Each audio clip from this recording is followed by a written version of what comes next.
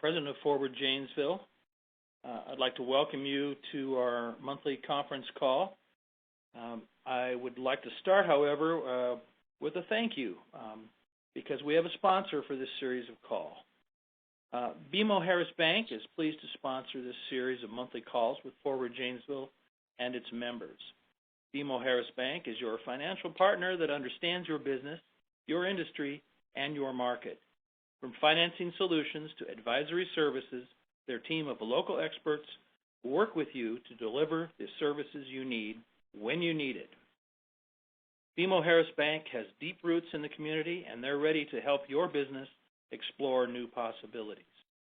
Visit bmoharris.com/commercial.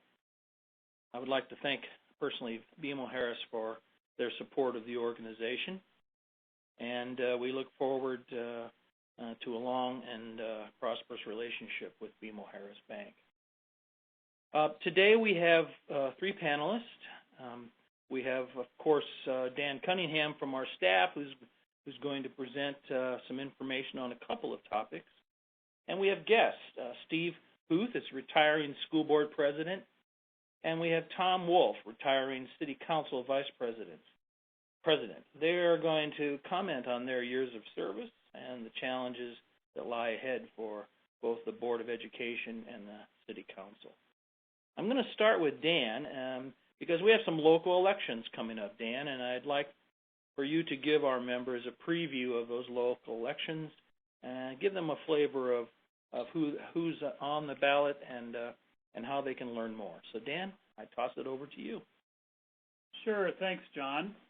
This is a very significant election that will take place next Tuesday, April 6th. And when I say that, people say, I bet you say that about every election. And there is a hint of truth to that, but I do feel that this election is very significant for a couple of reasons. First of all, several trusted and experienced officials aren't seeking re-election, including our panelists today, Steve Huth and Tom Wolfe. In addition to that, Sue Conley, City Council President. So we're losing some experience on these important governing boards. And we really need to be sure that those who are elected can keep our city moving in the right direction. Additionally, these governing boards are going to face big issues right away. So the City Council is going to need to have a serious conversation about how the street repair program is funded, which could mean another look at a transportation utility proposal that we've talked about in the past. There will also be oversight of the federal money from the American Rescue Plan, which I'm going to talk about later on in the call. The school board will oversee the execution of the spending authorized by the successful referendums back in 2020, and they're also going to need to take a look at, frankly, our declining metrics in terms of test scores and our Department of Public Instruction scorecard ranks, which have fallen lower than we might like to see, and frankly, fallout from the pandemic. I think we all know a kid or two who's kind of fallen through the cracks through no fault of the schools. It's just been a very challenging time for our young people, and managing that fallout from the pandemic will certainly be something the school board will have to do. Before we look into the races, I want to remind you that Forward Janesville does not endorse candidates. We pride ourselves on sharing really unbiased information with our members and in working with every elected official, regardless of their ideology. So let's take a quick look at the races. Let's begin with the Janesville City Council, where one incumbent and 5 challengers are going for 4 seats on the council. So there's going to be at least 3 new council members, regardless of what happens, and there could be 4 new council members. This means that 50% or more of the council could be brand new. So there's going to be a learning curve there with this new council that will be seated in April. Let's start with incumbent Doug Markline. Doug has been on the council for 8 years. If reelected, he said this will be his last term on the council. He's been a prominent home builder in the community for decades and was one of the strong voices of concern on the transportation utility proposal issue. Doug is definitely a straight shooter. You always know where you stand with him, that's for sure. Next up, Dave Marshak. Dave has lived in Janesville for 28 years and is a senior vice president of commercial banking at First National Bank and Trust. He's been a tireless advocate for downtown Janesville and is a current board member and past chair of Downtown Janesville Incorporated and the Downtown Janesville Business Improvement District. And after he spent so much time in aiding the downtown, he believes the council should be the next step in his community involvement. He's been very active in Forward Janesville. He is a member of our board of directors currently and won our Volunteer of the Year award back in 2017. Next up is Dan Neal, who's a regional manager for mechanical contractor JF Ahern in Madison, where he focuses on fire prevention. He has been involved in the building trade since high school, and he's also an active member of Forward Janesville and has really embraced his membership. In fact, he's the ambassador social chair and has been very active in that group, so it's been good to get to know him in that way. He said he hopes to help businesses move past the pandemic and vows to show up and be a voice for the public. Next up is Michael Jackson, who is the retired pastor of New Life Assembly of God, where he served for 16 years and actually started the Freedom Fest event that is a community event every year. His priorities, he lists COVID recovery, economic development, affordable housing, and small business success. He feels that the people of Janesville have been taxed to the max and will view budget matters as a fiscal conservative. Next up is Jack Herndon, who's a drywaller and home improvement specialist. He's probably better known as the organizer of the Redneck Fest, a festival he used to host in his backyard that started small and ended up with about 4,000 people in its final year. Jack is running because he wants to give the average citizen a voice at City Hall and to help people understand how the city works. He has a significant following on social media and has established a motto, taxpayers first. And I would encourage you all to take a look at these candidates' Facebook pages where you can learn a lot more about them and their philosophies and their backgrounds. So each of the candidates, I believe, has a Facebook page, but I think they're linked on our election page, which I'll get to in just a minute. Last but not least for the council is Heather Miller, who is a retired police officer. She has a strong law enforcement and military background. In fact, she displays the first responders flag on her campaign yard signs. She has been a volunteer with ECHO for almost 2 decades now, and she is really a consistent and passionate advocate for the South Side, and giving the South Side a voice at City Hall is really her #1 issue. So that's the City Council. Real quick, want to do the school board candidates as well. 5 candidates are going for 3 seats. Greg Ardrey is the lone incumbent seeking re-election. He is actually seeking his 5th term on the board. He has served since 2008, which is almost as long as I've been at Forward Janesville. He decided to run again because he feels that he has more to give to the district. He's the board treasurer and will focus on those on the lower social and economic end of the district. Next up is Kurt Parrish. He's running for the board as a chance to give back to the district, which he feels has given a lot to him and his family. Kurt has a strong business background and believes that great schools are the key to attracting and retaining quality businesses and people for Janesville. Kurt's a longtime member of our organization. In addition to serving as board chair many years ago, he was the chair of the Government Relations Council for over 5 years. So that's near and dear to my heart because I'm the staff person responsible for the Government Relations Council. So it's been a pleasure to work with Kurt. Next up is Liz Paul. She is a parent and the president of the Marshall Middle School PTA. She was also the lead for Janesville for Kids, which was the social media campaign in favor of last year's Janesville school referendums, which Forward Janesville did support. She did really a great job of getting the word out about the referendums, and I think she can claim some of the success, the credit for their success. John Hanniwal is next. He worked for Can-Do Industries and as a Rock County social worker before being named director of the Rock County Developmental Disabilities Board. He believes that he would be a voice for those who might not always have a voice, including individuals with special needs and developmental disabilities. And finally, Kathy Burt, who is a homemaker and a babysitter for her granddaughter, which is a harder job than people might think. She's an advocate for in-person learning during the pandemic and values alternatives to public schools such as charter and virtual schools. So that's basically it for the candidate pool. We're not going to go over the Milton races and some others. I had to stop at some point, right? So we decided to just highlight the Janesville races. But there are local races all over Rock County. And you can find information on those races on the Janesville Gazette's website and other spots as well. You can find information that I just put out about the candidates on our website at forwardjanesville.com/2021 spring election. And this site contains not only information about the candidates from the Gazette, but it contains their WCLO radio interviews. It contains video of the League of Women Voters Forum and the Westgate forums, so you can go and it's really a one-stop shop for election information. So If you go on our website on the very front page, if we've got that rotating banner of images, one of them is the election page, so go ahead and click on that and find some more information. We're going to be sharing a lot more information about the election this week, starting with our monthly Policy Pulse newsletter, which comes out on Thursday. And for employers, we're going to be sending an email blast on Friday that can be forwarded directly to employees. This message will contain clear and simple information about the election. And frankly, I think I'm really going to work on it, demystifying some of the biggest barriers to voting, right? So where is my polling place? What's on my ballot? Is my voter registration current and accurate? Things like that. It will answer all these questions in a very simple and clear way. We're going to link to My Vote Wisconsin, which is a website that we've been using for years. I think it is the best voter information site in the country. I spent less than a minute on the website this morning and know exactly where I've got to go to vote, exactly what's on my ballot, and exactly the time that the polls are open and closed. It's just a very, very simple site. So we'll have a lot of that information out this week.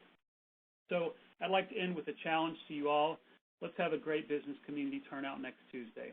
We need each and every one of you not only to vote, but to talk to friends at a distance, of course, and make sure that they are going to go vote as well.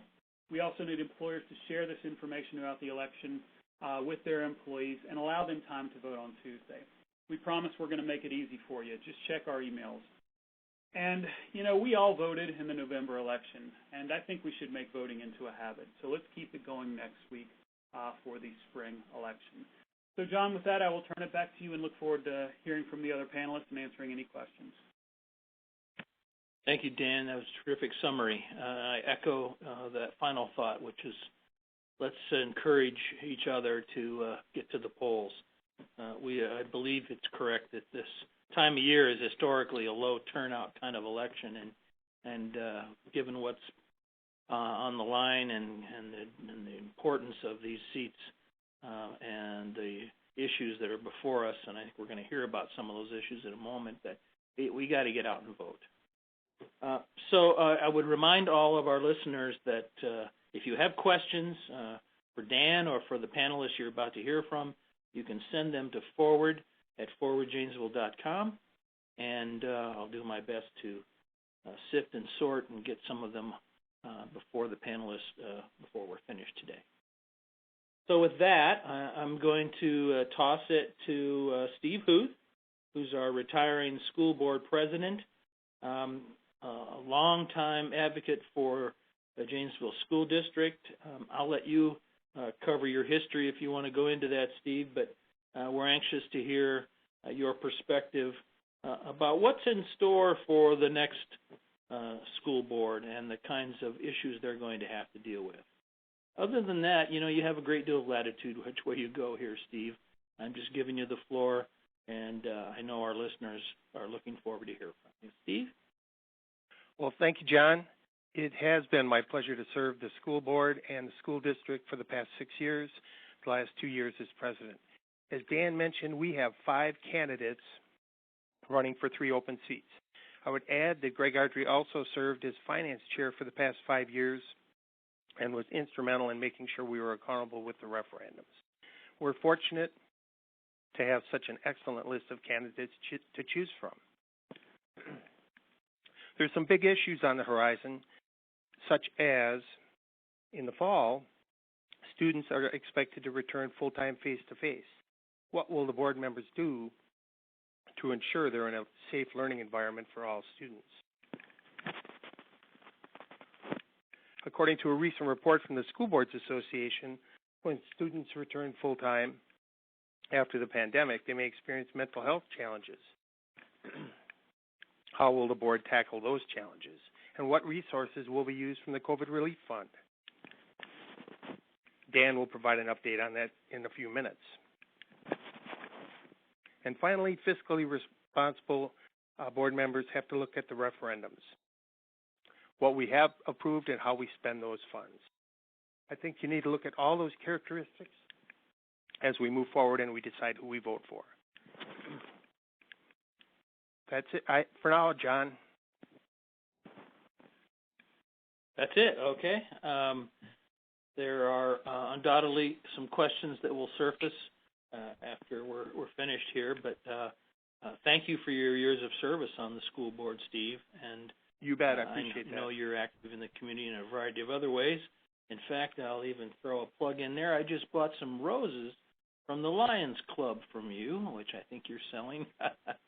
I am. So we appreciate the variety of ways that you do your part to make this a better community, and we appreciate that. And I am happy to answer All right. questions as they come up.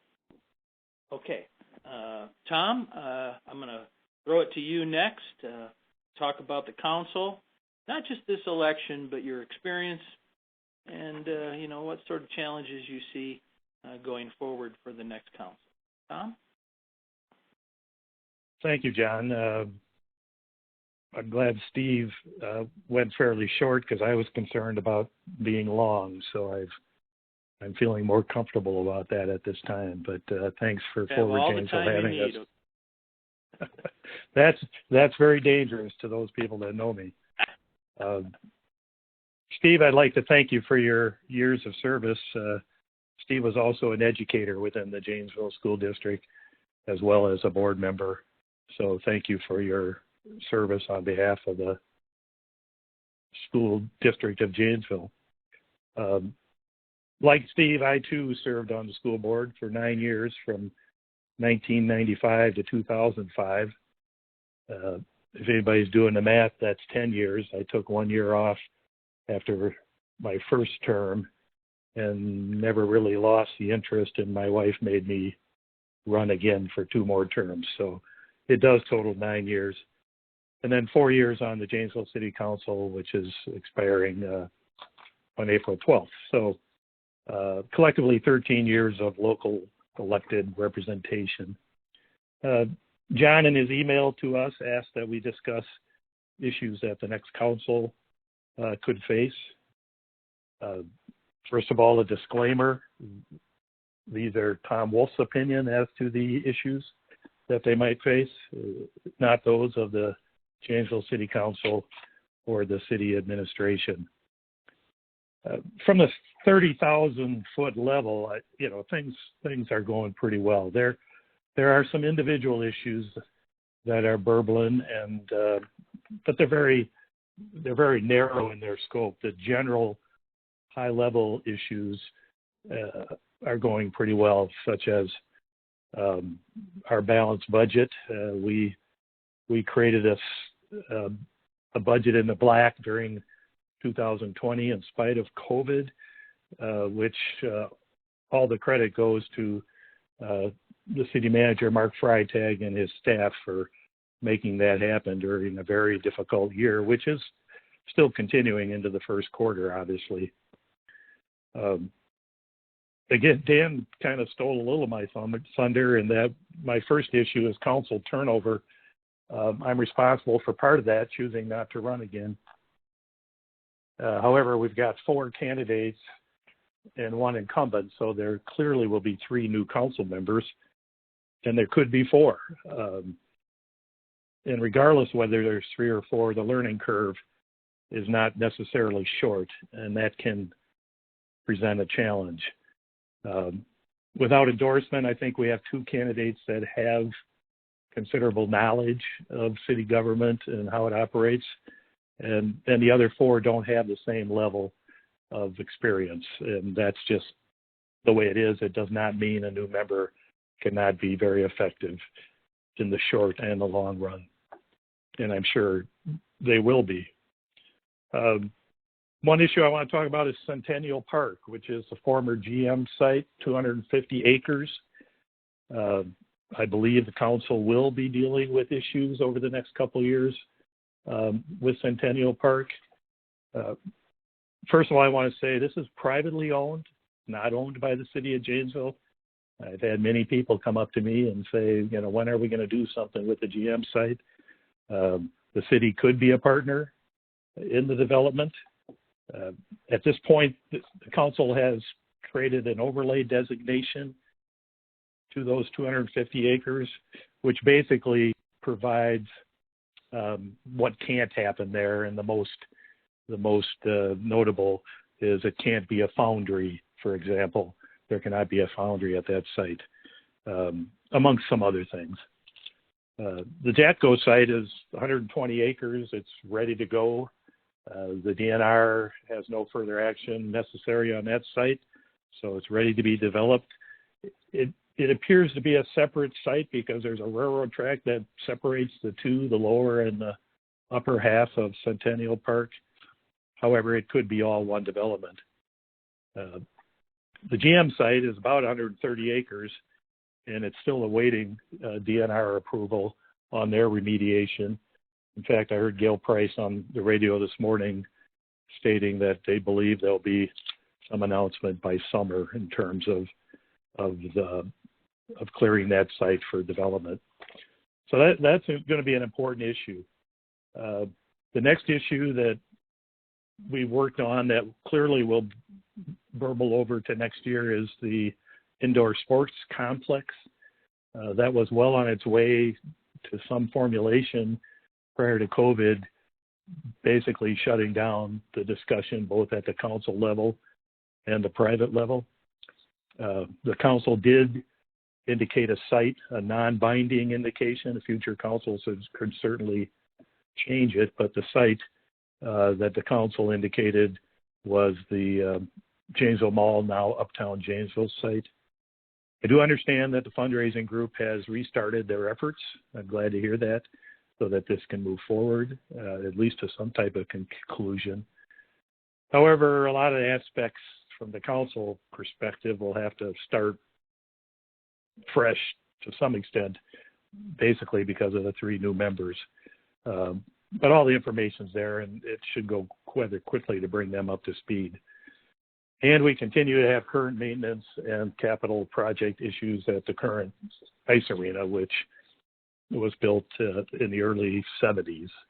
And we'll continue to operate that until there's some conclusion to this discussion on the indoor sports complex.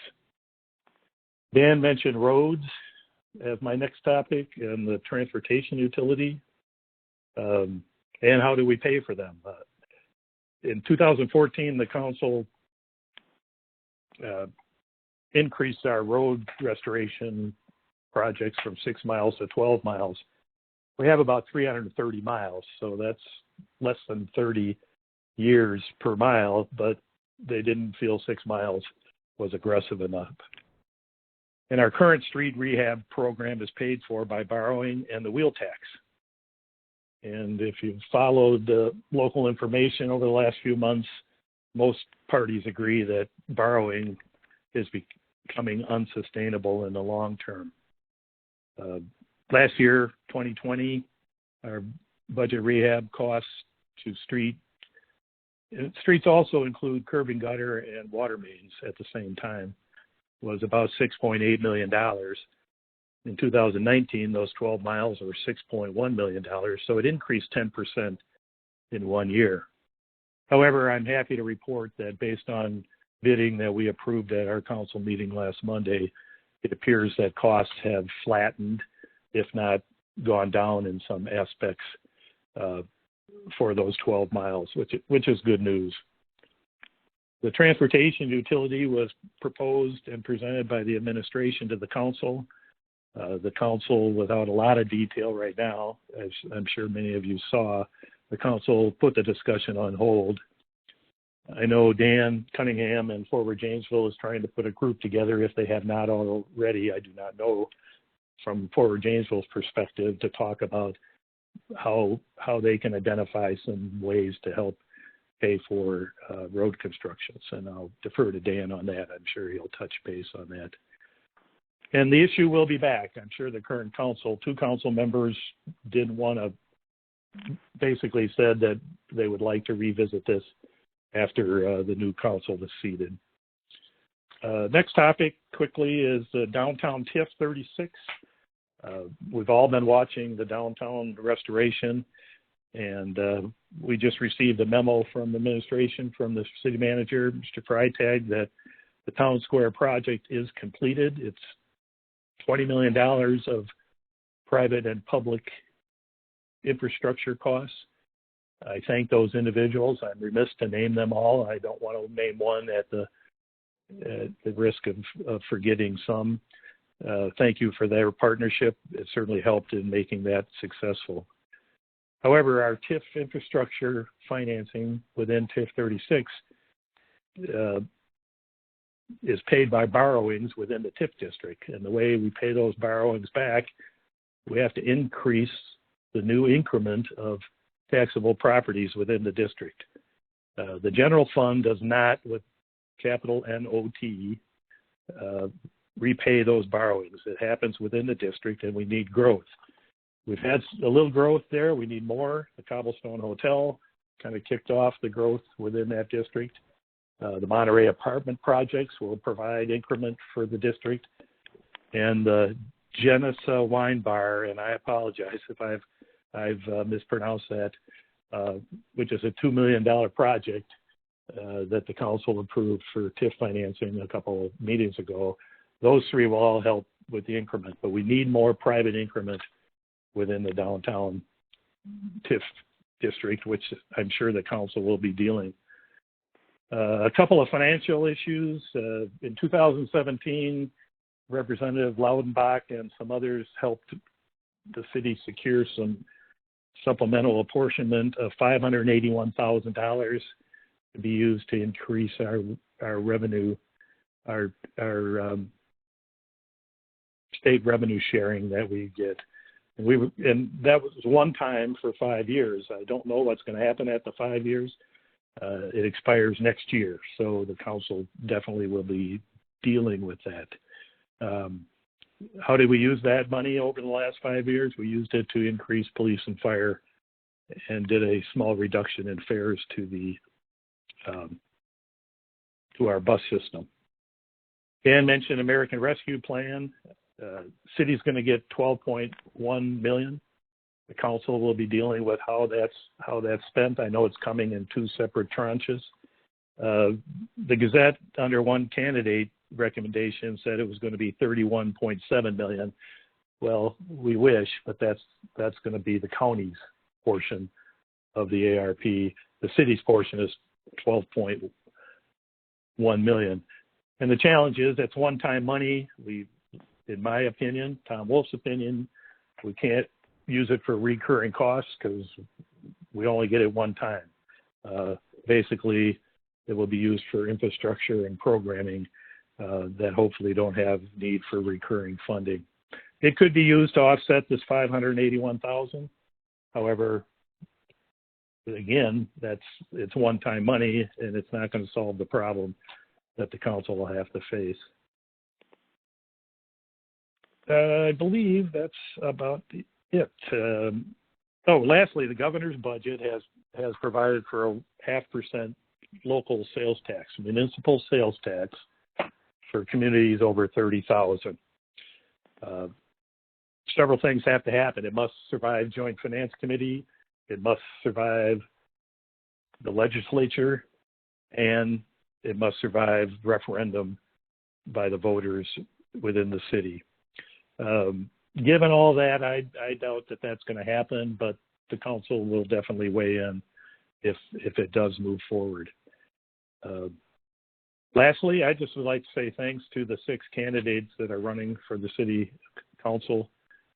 They deserve our appreciation. That's it, John. Thank you. Thank you, Tom. And we already have some questions. I'll remind callers to send their questions to forward@forwardjanesville.com. Before we get to those questions, I'm going to flip it back to Dan, who's going to give a brief summary of what is technically called the American Rescue Plan Act. It's a boatload of money, $1.9 trillion that was approved by Congress for a variety of things. But as you've already heard from Tom, $12 million of it is finding its way to the coffers of the Janesville city, and 31.7, I believe, million is coming to the county. But Dan's also going to fill in the blanks on a bunch of other funds that are going to be used for very specific purposes.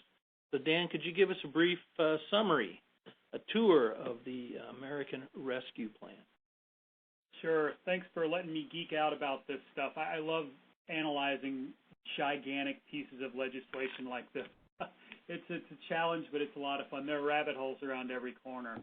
So as you all know, the President signed the American Rescue Plan into law a few weeks ago.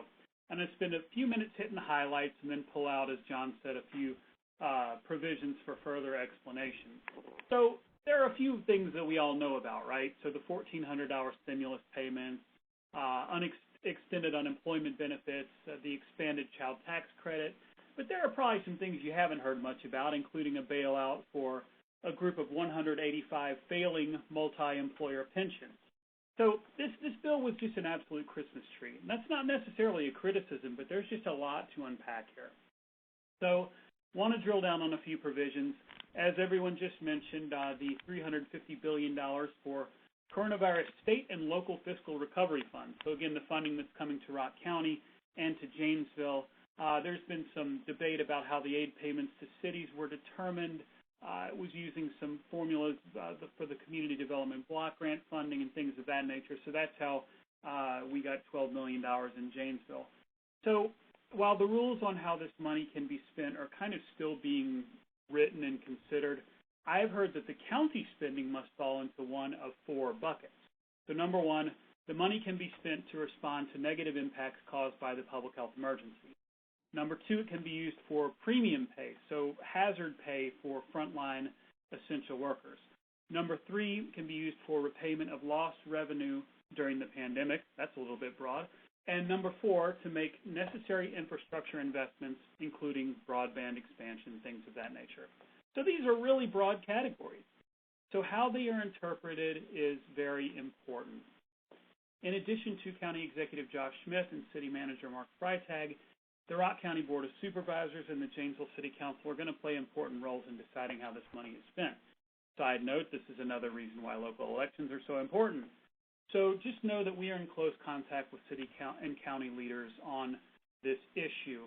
And my own personal feeling about this is Dan Cunningham talking, not necessarily Forward Janesville, but in 10 years we may look back and ask which places merely spent their money and which places invested their money.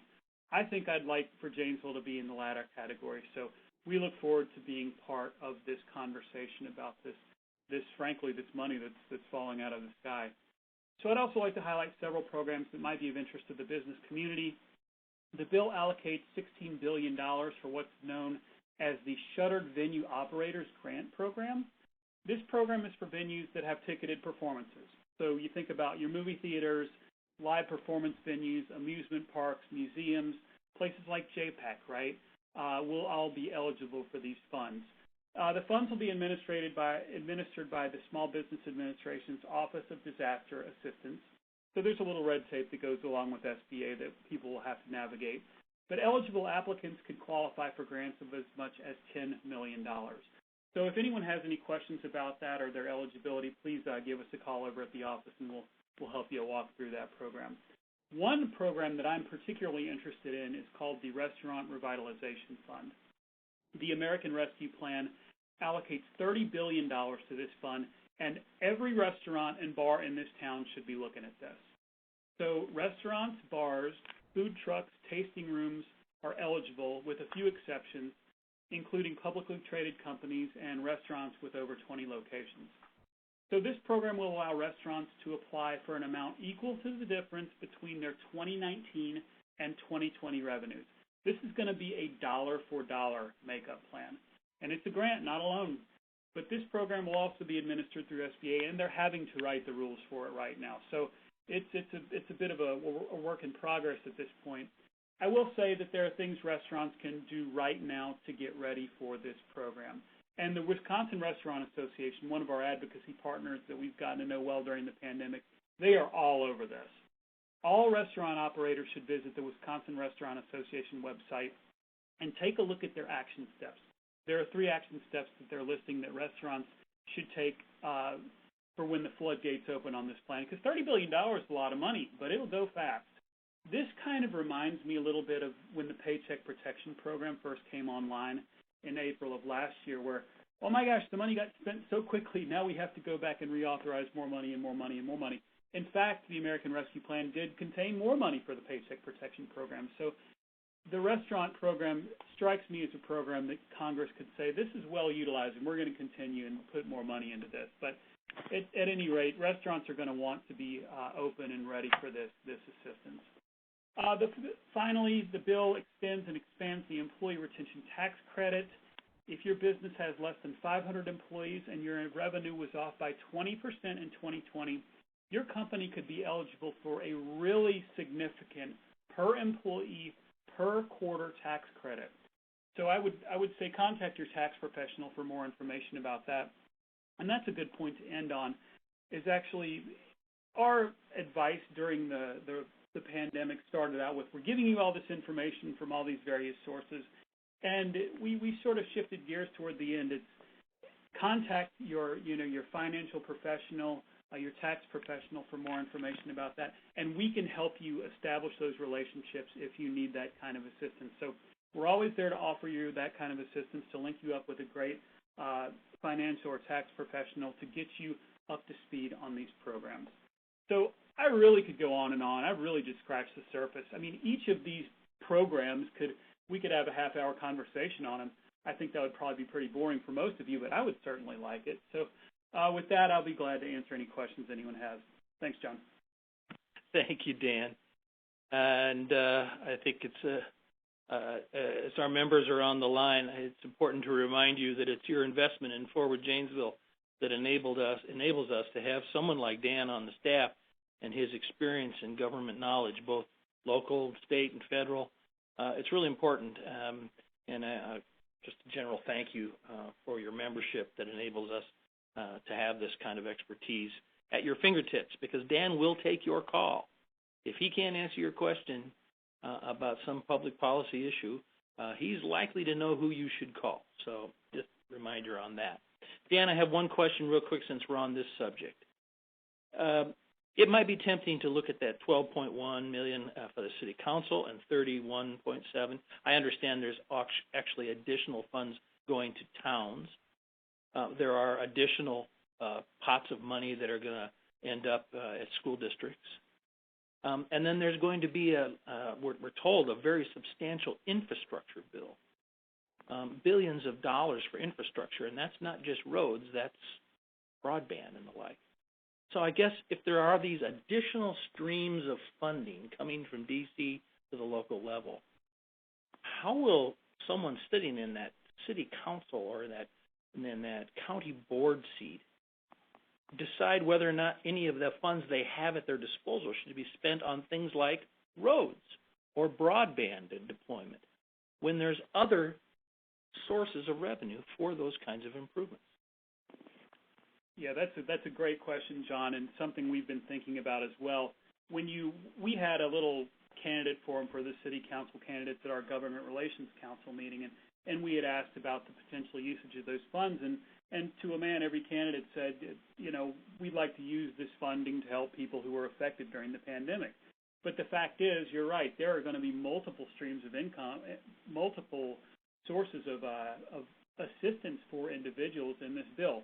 And we are in the process of sort of compiling this all together about all the different buckets of money that are coming and what they can be used for to give lawmakers and elected officials really a clearer picture of what they ought to consider spending this money on. But it's a complicated process, and it's taking a lot longer, frankly, than I ever thought it would. It's just so. I mean, the amount of money that's flying around it's really almost unimaginable. I mean, when you think about not only the assistance that's going to the state, that's going to the cities and to the counties, but the amount of money that's coming to school districts. I mean, we're talking about $500 million for child care in Wisconsin alone. I mean, it's just crazy. It's an unimaginable amount of money. So we're compiling that stuff. We're working on it day and night, and look to have a document in an easily digestible format. That's one thing we pride ourselves on here, is trying to boil down this really complicated stuff to a level that's understandable for everyone, people who don't study this stuff all day. We're working on that document and hope to release it very soon. So keep your eyes open for that. All right, and I would invite our membership who might be listening in to contact us if they have ideas. As Tom Wolfe indicated, it's more prudent to spend this on one-time kinds of expenditures rather than hiring someone for a job that needs to be sustained over a long period of time. So I echo that sentiment that we are going to be a resource not only for our membership, but hopefully even for the council and the county supervisors, offering up an opinion from a business perspective on the kinds of things that might be prudent funding.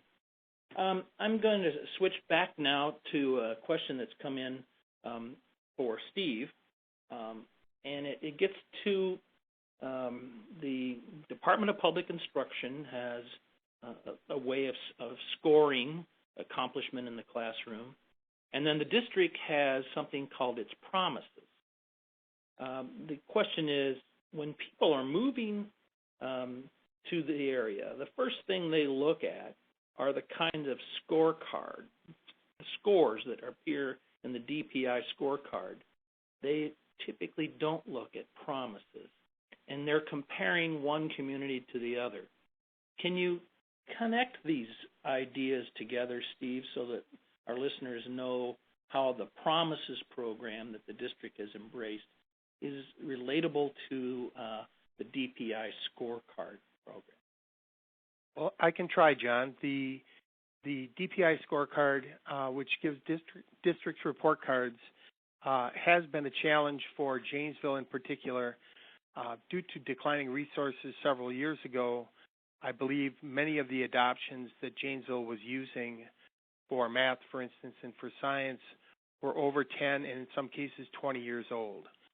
So that's not making an excuse, but it does show some of the things that we were funding we're not keeping up with where things were going, what the expectations were of the state. Having said that, this past year we reinvested funds in math and science curriculum adoptions that should help turn the trend from declining assessment data on a state level to increasing assessment data on a state level. So, and we also were in school more than any other district in the state over the past year. Our hope is that will help address some of those scores. The promises are meant to support that data. So the promise, for instance, of reading proficiency has to be a systemic change over time, and understand that that program starts when children are born, and when they are in third grade, there's an expectation they'll be at the 90th percentile. Reading at grade or 90% will be reading at grade level. That's an 8-year window that we need the community to help us with those students. So we have partners like the hospitals that are helping us with those programs. So the promises are meant to address those deficiencies and try to help us move our scores in the right direction, not declining, but actually growing over the next couple of years. Does that help? You know, if this community passed that referendum at a time when there were a lot of people who wondered if the timing was very good, but the community did step forward, and they care about their kids, and with this additional money, and with the people who care so much for the kids, you know, what are the biggest opportunities you see for the district to continue to build on that success? Well, I completely agree, John, that the community has to hold the district accountable. You're talking about the operational referendum, which was adding about $4 million to the annual budget each year to help us support those programs, like I just stated on the math and science adoptions. Those cost in excess of $1.5 million to do that in the school district, to purchase those materials and to train the staff to use those materials. So the expectation of the administration by the board is that those scores will increase. They will begin to do better in those classrooms. And we've received 2 reports this spring that tell us that students are achieving at a greater rate than they were a year and 2 years ago. Having the students in school has made a big difference for those children rather than being at home, and there's all kinds of data that supports that. If there's not evidence that we're going in the correct direction, the board can't ask for another operational referendum. It just isn't prudent to do that, and we need enrollment to increase, not decrease, in the district, which is also affecting our funding streams. As it relates to the capital improvement, that was $22 million out of a $100 million estimated need that was put together by UNESCO, which is a consulting firm. I would expect that in 5 years, the district's going to have to ask for additional $20 million in capital improvement to continue to improve the building spaces so they're safe and good learning environments for kids. That's a big number. It is a big number, John, but $20 million, we just sold our bonds at 1.06% interest, so we're doing well with managing our resources. I think we're managing it well. Greg Ardrey's been a big part of that as our finance chair. So you want to have state-of-the-art facilities to help the kids learn, and the staff needs to be safe in those facilities. Good. I understand completely, and for those who may not live in a finance world, this is really a great time to borrow money if you're going to borrow money at all. It's just remarkable how low interest rates are. The cost of capital is really low. And Tom, you spent a lot of your career in banking, and I guess a short summary of the city's financial status at this point in time?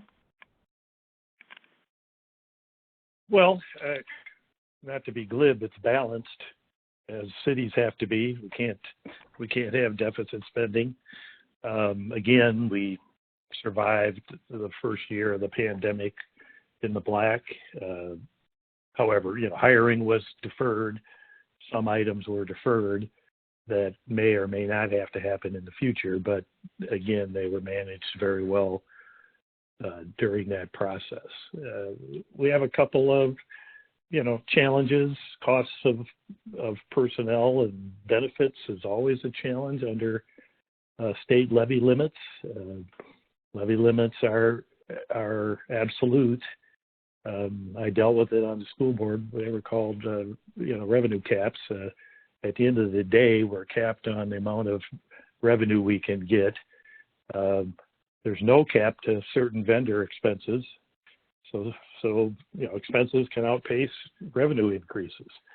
The one thing that helps with revenue increases is your new construction. We do receive a bump to our levy limit based on our new construction, of which we're having several projects that will come on board in the near future, most significantly Shine.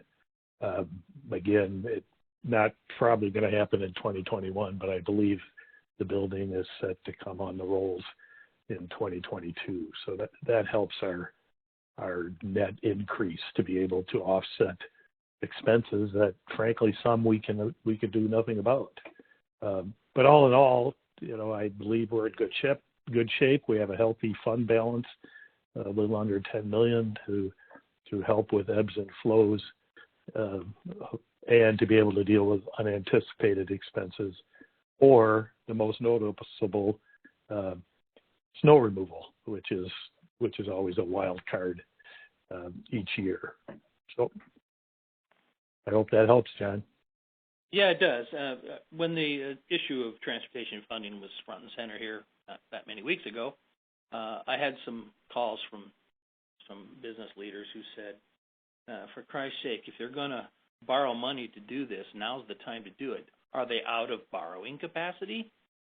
And I said, I don't think they are. They have a self-imposed limit, however, as to what percentage of the assessed value that they can borrow. Is that accurate? Yes. I will provide a little bit of pushback.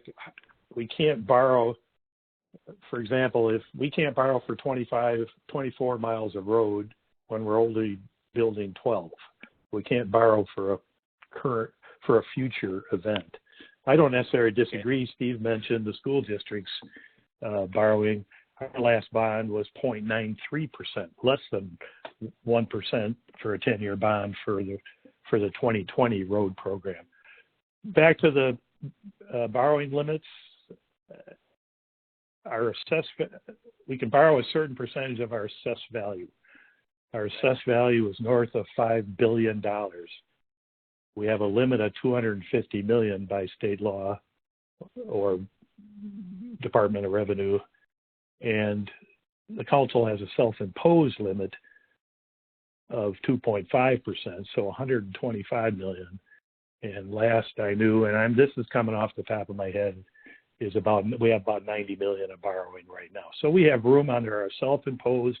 We certainly have room under our state formula, but we have a long way to go before we'd reach either one of those, as long as our assessed value keeps increasing. Well, that's actually a very encouraging report to citizens and members of the organization that, while the city is often criticized for spending, the fact of the matter is they have very self-imposed conservative borrowing limits, and I would suggest that that is to the credit of the councils, both current and past, but also to those of you who've had to make those tough decisions. And John? Yeah, sure. Steve, go ahead. John, if I could, one of the things that Tom mentioned, which is really important for people to understand, is the school district and the city maintain a very healthy fund balance. And we have many people who look at those dollars and say, why do you have $15 million in reserve? It's really because the money comes to school districts and cities not every month when you need it, but it comes on a more irregular pace. And by maintaining a very healthy fund balance, that helps us address those ebbs and flows, and it gives us a tremendous bond rating. So when Tom talks about less than 1% or I talk about just over 1%, it's because this board and previous boards have managed their finances very well and show that we pay things on a timely basis and we're taking care of the resources that are given to us. Not every district, not every city council can say that. They are not all getting money at 1%. Mm-hmm. Tom, there's another question that came in about here. The caller says, we've heard examples of the aid that we've received from state aid and now federal aid being low compared to other communities. What can we do altogether to try and change that? Can you give any context to that statement? Well, yes. I mean, collectively, we need to contact our state legislators to change the formula. The formula has been frozen since, I believe, 1992, based on factors I presented then, and it may be 2002, so please bear with me in that regard. But we were low at that time because of whatever factors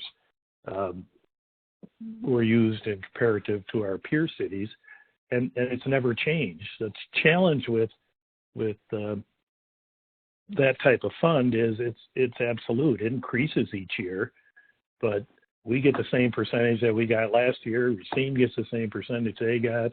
Beloit gets the same percentage they got. They're all at a greater percentage than us. It's a sum total kind of process that at this current situation, if the legislator would change and raise us, they would lower somebody else, and then that community would rise up. But it's clearly a legislative act. We had our local legislators in a Teams meeting, a virtual meeting several weeks ago, Representative Conley, Representative Laudback, Senator Ringhand, and a representative of Senator Nass's office talking about this very issue. And it's not our desire to take away from a sister community, but we've been on the short shrift for many, many years in that regard. And if you see the charts, I wish you could, in terms of peer cities, we're at the bottom of our peer cities. Racine, La Crosse, Oshkosh, Fond du Lac.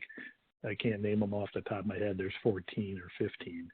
If we would go to the median, just the median of our peer cities, City of Janesville, to everybody's benefit, would receive $6 million more if we were at just the median.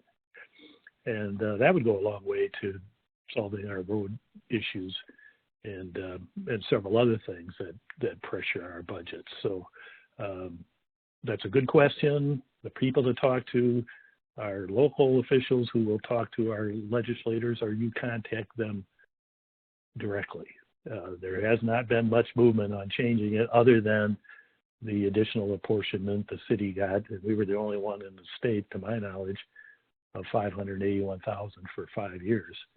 And we knew when we sat down and looked at that, what happens when that runs out, and it's running out in 2022. And it's not just the annual allocation of state aid. It's an example is this federal fund that is spraying money around the country. I believe it's Racine, which is a similar sized city to Janesville. While Janesville gets 12.1, I believe Racine gets north of $40 million. And it's just hard to understand how any of this is fair. But I understand also there's not a lot you can do at this point until you get the legislature to change the rules. We're running out of time, and I want to give each of you a final chance to maybe encourage others who may be thinking about running for public office, or any other final word that you might want to share with our callers. I'll start with you, Steve. Well, thanks, John. I would encourage everyone to access the website that Dan has put together on the candidates for both City Council and School Board. I've read the documents. I'm not going to respond on any of the individuals and the things that they've said, but I would ask people to take that information that Dan has provided, listen to the interviews, put them side by side, and ask the question, does this seem factually accurate to you? Because some things that I see stated in those articles may be a bit inconsistent from interview to interview. It's really, really important that people get out and vote. I expect and predict that between the third place and the fourth place position in the Janesville School Board, it could be less than 100 votes, and that is based on historical data that I looked at. So every vote is very, very important. Make an informed decision, and I encourage people to run for public office. I've really enjoyed my time on the school board. Of course, I was working for the district for 20 years before I ran for the school board, so I love education, but the service over the last 6 years, even through a pandemic, has been extremely rewarding. So I appreciate the time. Get out and vote next week. Thank you, Steve. Tom, a final comment? Well, I appreciate Steve's comments. I won't repeat them, but he's spot on in terms of people, number one, voting, as Dan said, and number two, being knowledgeable of the candidates.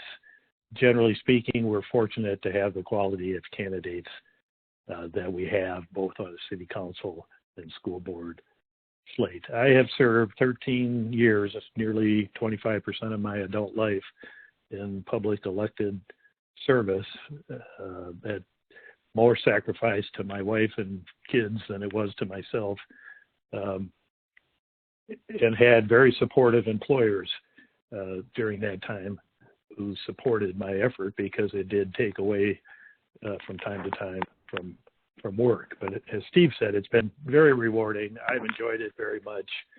It takes a certain person who's willing to deal with issues that they may not have much control of. But we're only one person. And school board, you're 1 of 9. And city council, you're 1 of 7. So you're not on a podium or pedestal where you can be taken out solely on your own, so to speak, based on the issues. And at the end of the day, the majority rules on any issues within school board and or city council. So I've enjoyed it very much, and I appreciate you giving Steve and I a time to help share some of that with your listening audience. Thanks, John. Thank you, Tom. Thanks for your many years of service as well. Final thank you also to BMO Harris Bank for sponsoring this series of conference calls. Stay tuned. We'll be announcing the next call topic before too awfully long. And Dan, do you have a final word? And I got 30 seconds. Yeah, I would just echo everything that Steve and Tom said, and would, on behalf of a grateful community, thank them for their service. They've been a pleasure to work with at all times, and have the best interests of this community at heart. So thank you for your service, and look forward to seeing you around in the community. Well, that wraps up this hour, and appreciate everybody who joined us. Please be safe. Enjoy this beautiful day. Talk to you soon. Bye.